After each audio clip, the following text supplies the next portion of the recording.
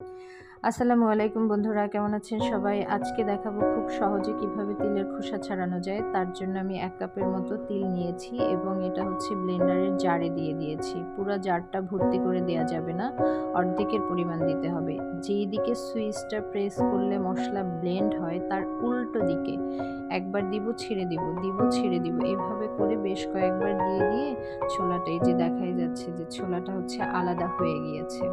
তবে এখানে যে টিপসটা আমার মাথায় রাখতে হবে সেটা হচ্ছে তিল শুকানোর পরে যে মুচমুচে ওই অবস্থায় করা যাবে না, তাহলে তেলটা ছেড়ে আসে। তো শুকনার পরে কিছু দিন খোলা জায়গায় রেখে দিতে হবে বাতাসে।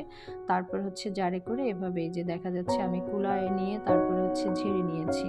দেখলেই বোঝা যাচ্ছে যে আগে যেরকম কালো ছিল এখন কিন্তু সেটা নাই। বেশ হচ্ছে সাদা হয়ে গিয়েছে, একদম পুরোটাই উঠে গিয়েছে।